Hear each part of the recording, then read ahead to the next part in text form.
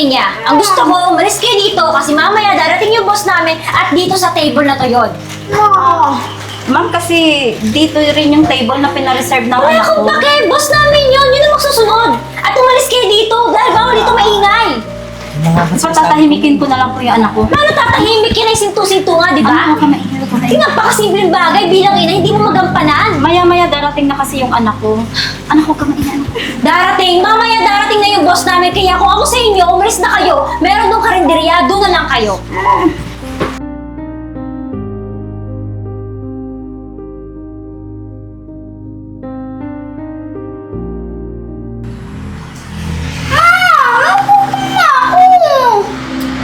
Ayos ka nga. Nagutom na ako eh! Si Gerald to. Ano nga yan? Ma! Nagutom na ako eh! Oo, nandyan na. Nagutom na! May mga tao dito. Nagutom na ako eh! Sandali. Sandali na lang. Nandyan na yung pagkain natin. Ha? Ma! Nagutom Excuse me, ma'am. Bawal po kayo magingay dito. Hoy! Pagkain! Gutom na ako! Ma'am, alam niyo po ba kanina pa po nagre-reklamo yung mga customer namin? Nagutom na ako! Ma'am, kausapin niyo yung anak niyo. Miss, pasensya ka na. Birthday ko kasi Hindi ng po ano. pwede, ma'am. Pwede niyo na po yung ilabas yung anak ninyo at saka huwag na po kayo manggulo dito. Sa iba na lang po kayo kumain. Gutom na ako Miss, hindi naman kami nagugulat. Kakain lang kami. Sadyang ganito lang kasi talaga siya pag... Hindi po pwede. Gusto niyo, ma'am, lumabas na lang kayo. Kaysa naman po kami yung ireklamo ng mga customer namin. At saka hindi pa nga po kayo nag-order, tapos hinahanapan niyo ako ng pagkain.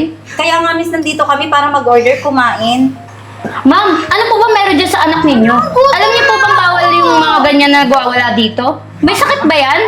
Miss, pasensya na may sakit kasi siya eh. May autism siya. Kaya... Dapat ma'am, hindi ninyo nilalabas. Kita, mamaya makasakit pa yun ng mga customer namin. Paano pag nagwala yan? Ano mangyayari dito? Hindi naman ho siya nananakit. Ma'am, alam ninyong may sakit na yung anak ninyo, nilalabas yun pa? Paano kung makasakit yun ng mga customer? Tingnan mo yung isa doon nagre-reklamo na kanina pa. Ayos ka nga. Miss, hindi naman siya makakasakit. Ma'am, paano ka nakakasigurado na hindi makakasakit yan?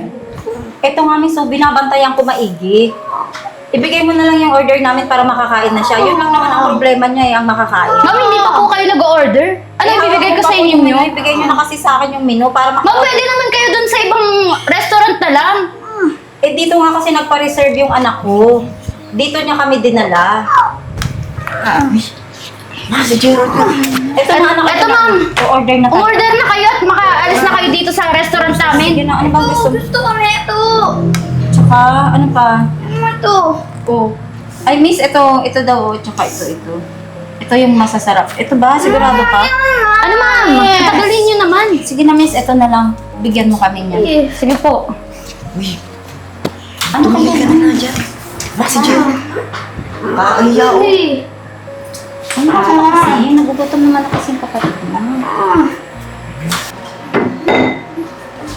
Ma'am Pao, Ano yun? may isa pong customer doon na nagwawala. Gawala? Opo, may sira daw sa utak eh. Iyak nang iyak, hindi pa nga nag-order. Gusto may pagkain na agad na... Ano ba yung napasok? Ay ma'am, pinapalabas ko nga eh. Ayaw nga lumabas. Anong gagawin ko doon? Ano naman yan? Di mo Kaya nga po ako pumunta sa inyo eh. Di mo ma-handle yung ganyan? Di mo pa pinalayas? Alam mo nang bawal dito yan, di ba? Ma'am, ayaw nga nila po umalis kasi nagpa-reserve daw yung anak niya. Ano, hindi ginagawa ko eh. Nasaan ba? Doon po sa table 1. Sa table 1? Opo, Yung ma'am. pinareserve ni boss ah. Mamaya dadating yung pamilya na kung maabutan pa yun ah. Alam ma'am. Hindi ko po kasi alam gagawin kasi yung nanay po makulit eh. Naku, lagot tayo kay boss niyo mamaya pagdating. Ma'am, baka naman ikaw na lang pwedeng makausap dun Sa sa... napakasimpleng bagay, di mo ma-handle eh. Ma'am, ikaw lang makaka-handle nun kasi ako, ginawa ko na lahat, ma'am. Pinaalis ko, ayaw talaga. Naku, sinasabi ko sa'yo, tayo malilintikan ito. Ma'am, tulungan mo naman ako doon. Pagdagawain. Pero sige na nga! Saan ba? Doon po, tara na. Napakasimpleng bagay. Saan na ba yung pagkain? Di ba kakakain mo lang? Ano ba?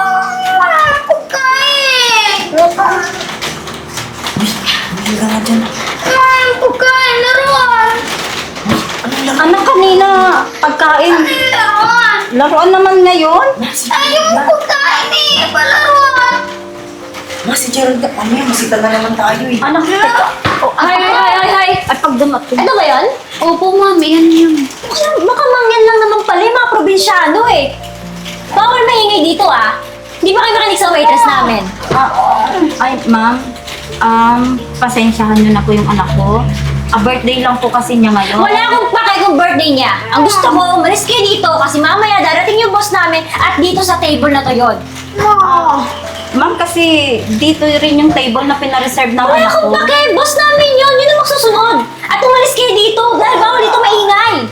Ano nga ba So, sinasabi? tatahimikin ko na lang po yung anak ko. Paano tatahimik yun ay sintu-sintu nga, di ba? Ano ka maingay? Yung napakasimpleng bagay bilang ina, hindi mo magampanan. Maya-maya darating na kasi yung anak ko. Anak ko ka maingay. Darating, mamaya darating na yung boss namin. Kaya kung ako sa inyo, umalis na kayo. Meron nung karinderya, doon na lang kayo. Anak ko kasi maingay. Ayaw makinig ah. Darating na yung Hoy! kaya mo mamaya. Hoy, May dala- Manang! Makinig ka sa akin, ha? Pag kami napagalitan ng boss namin, lagot ka talaga sa akin. Umalis na kayo ngayon. Hindi pwede, miss. Kasi dito kami kakatagpuin ng anak ko. Baka mamaya kasi pag umalis Diba, kami, ma'am, hindi pa sabi kami sa'yo. magkita. At bakit dito? Napakamahal ng restaurant na to. Doon na lang kayo sa tabi. Doon sa titsugin dyan ng tusok-tusok. Pwede ba?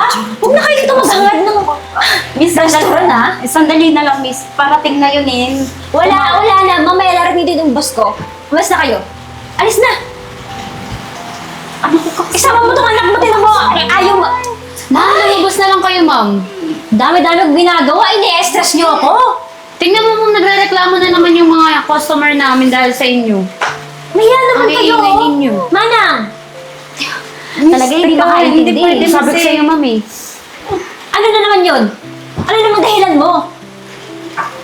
Alam mo, nagtitimpi lang ako. Nagtitimpi lang ako sa inyo, ha? Kung gusto niyo bumalik na kayo sa mga pinanggalingan niyo. Natulog ka ba namang nanay? Hindi mo ma-handle yung anak mo? Huwag ka kasi Si Gerald kasi ano yun. Alibasa, kasi mga mangyan eh. Mga pulubi eh. Alam mo, doon na kayo sa labas. Ang baho-baho niyo. Sino yung pumasok? Sino ba pumasok to?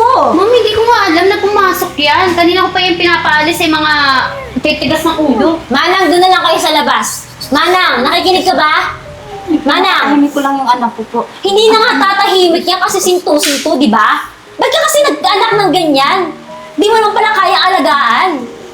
Naalagaan ko naman siya. Naalagaan, di mo ayaw nga tumahimik? Ano ba, Manang? Nakikinig ka ba? Gusto mo magpatawag ko yung guard? Parang palis kayo, ha? Anong nangyari dito, ma'am? Sir, ito kasi mga to eh. Di ba pinareserve niyo to? Mamaya darating na yung family niyo. Ito nang inagawa nila eh. At saka, mag-iingay itong batang to.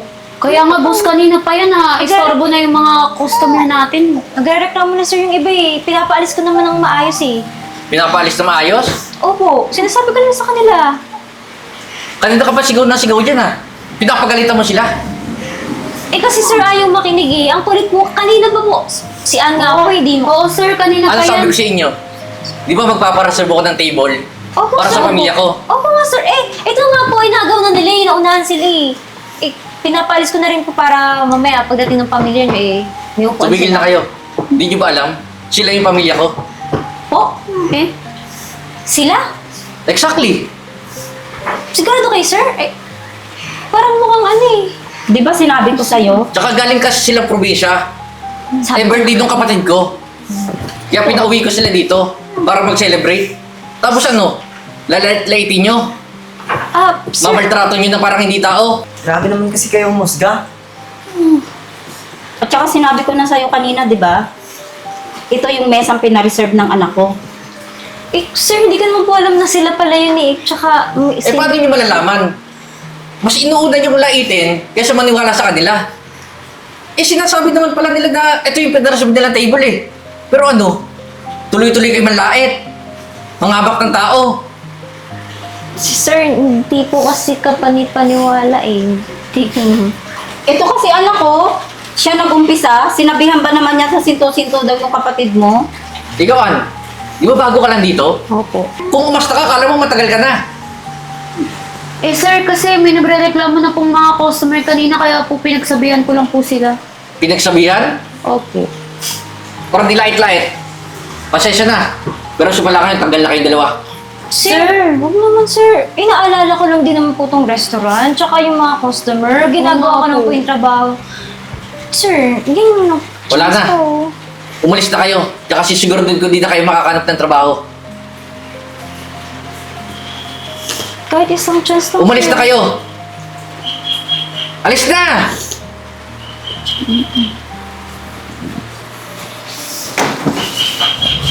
Nay.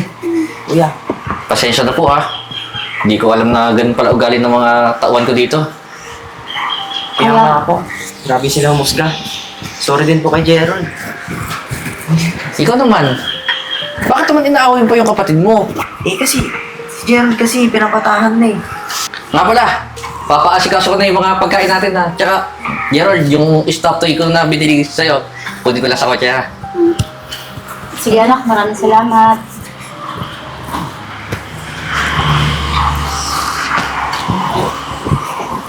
Ano kasi si Gerald?